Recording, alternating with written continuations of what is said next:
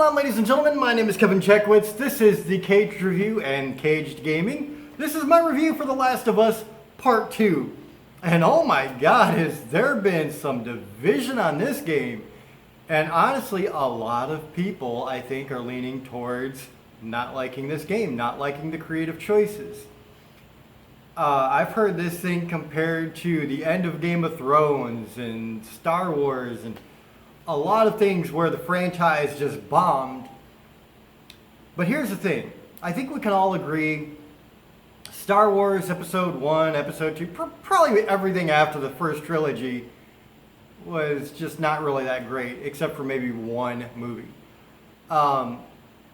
Game of Thrones, I think we can all agree that the ending was rushed on Game of Thrones. I personally like some of the choices.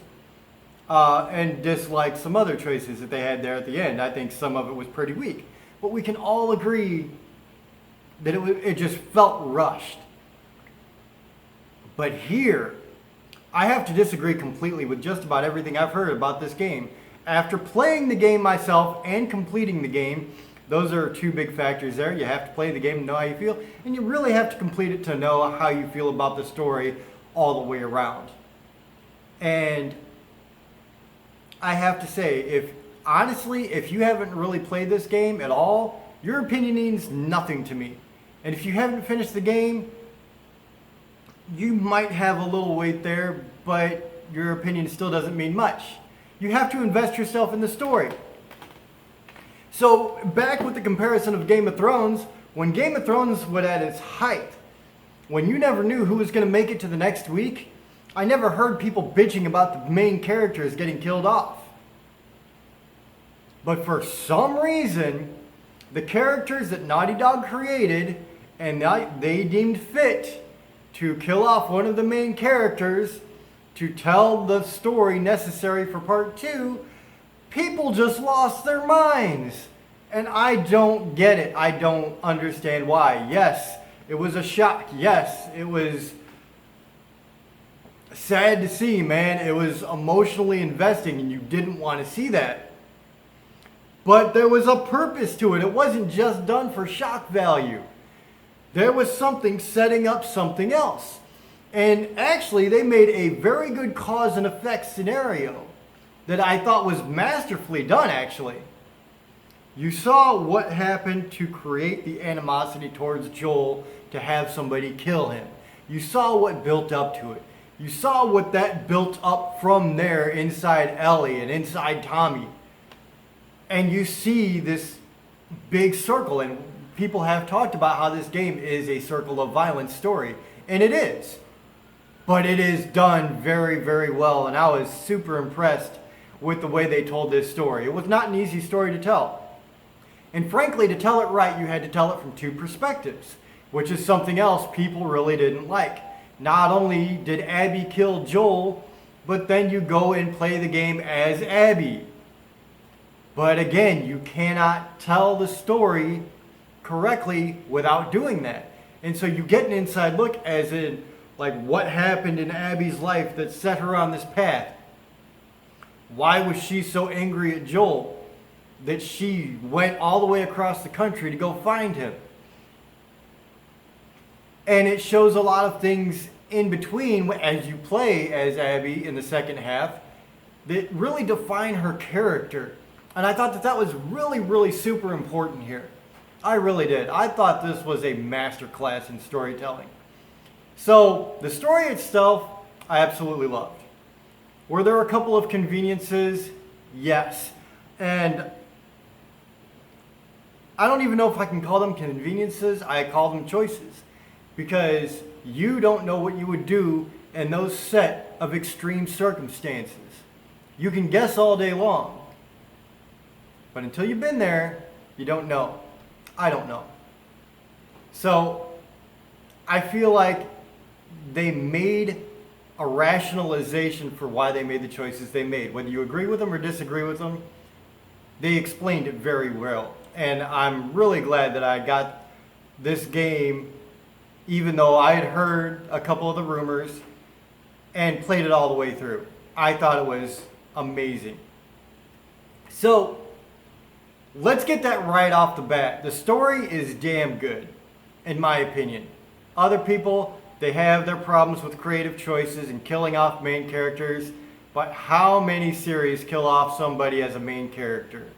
And nobody flipped their shit like this. I don't understand it. The graphics, top notch. They pushed the PS4 to the absolute limit and it shows. It looks so beautiful all the way through. I love how you have individual swaying blades of grass. You have like sweaty oil stains on a guitar, handprints. I thought that was an amazing touch. Like, there's just such detail into every little part of this game. And it's just beautiful all the way through. You could go through this as fast or as slow as you want and never really be taken out of it. So visually, it is a 10 out of 10. Easy. The audio, the sound effects, the music especially. Some of the score for this game really adds to the combat situations especially. They have some really disconcerting music, man. This stuff, it just puts you on edge. And as you're fighting, you know, all these clickers in a room or a band of, you know, scars or whatever it is, the music really adds a lot of tension. It is an A+ for sure. So sound and sound editing, score, all of that, 10 out of 10.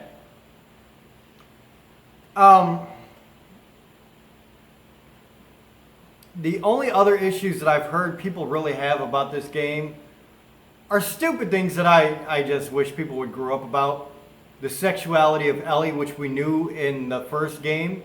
I don't see why that's a big deal at all. Some people had an issue with it. Don't give a fuck. I just don't. I don't care. The fact that they had a transgender person in here, and I heard that the main villain, who I'm assuming is supposed to be Allie at that point, was transgender. Abby's not transgender.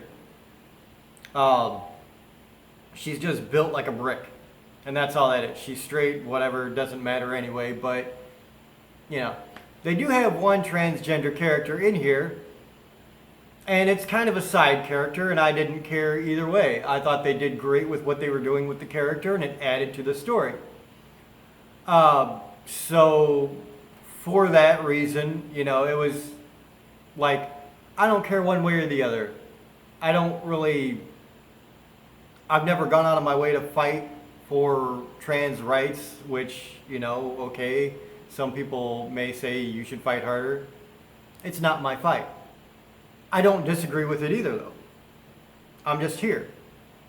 They can do what they want, live how they want to live. It doesn't fucking affect me. And that's how I feel. So I think these little gripes that people have with the game are just nonsense. I truly do. I feel like people just want to hate on this game to hate on it. Honestly. I think Naughty Dog has absolutely created this line of almost perfect games. 10 out of 10s almost every time. You know, when you're looking at all the Uncharted games and the Last of Us series now, like, Naughty Dog has just knocked it out of the park. They've killed everything they've done. And it's almost like I feel like somebody's just trying to hate on this just to hate on it. Honestly, that's exactly how I feel. Creative choices, man. If I create a book and I have a bunch of characters and I decide to kill off one of the main characters, that's my choice. I created that character. If it serves the purpose of the story and it furthers the plot and makes it interesting and even more emotionally impactful, then I would do the exact same thing. And I just don't understand why people are crying about that. Joel was a great character, absolutely, undeniable. Joel died. Deal with it. I mean, it was a shock moment for sure, and it definitely set some people on edge. I saw reactions of like a kid taking the disc out of the PS4 and cutting it up. That's stupid. You played 2 hours of a game you bought and you didn't even want to finish it because you didn't like one moment in there. At least invest the time to figure out what's going on and why. So, my review of The Last of Us 2 is an absolute 10 out of 10. Absolutely. It is a masterpiece in every way. It is the best looking game I've seen. It has got one of the best, if not the best stories I've seen in a video game. I love the gameplay of The Last of Us 1 and 2. Now, if you liked the gameplay in 1, you'll like the gameplay in 2. If you didn't like the gameplay in 1, you're not going to like it in 2. It's not very far removed. But I loved it. It's slow. It's methodical. It makes you think. It makes you question choices. Should you try to go around or should you fight through? And in this one, it does make it a bit more personal with every single kill you have to make. And so I really like that. I thought that it was very well done as well. So the gameplay, you know, some people just want to go in and start shooting shit up. That's not my style. I like something that's a little bit more cerebral, and this definitely makes it cerebral. So overall, man, this game was just absolutely wonderful. So, I mean, that's where I'm at with it. I know people are going to disagree. I know people are going to have their bitch fits. Whatever. That's you, not me. So, ladies and gentlemen, 10 out of 10 for The Last of Us 2. Go give this thing a chance, man. If you haven't played it and you're pussy aching about 1 or 2 scenes, go play the damn game and finish it. And then come give me your review. So that's where I'm at. Let me know what you think in the comments. If you enjoyed this, hit the like button, subscribe, and share. My name is Kevin Jackowitz, Kaged Nation, out.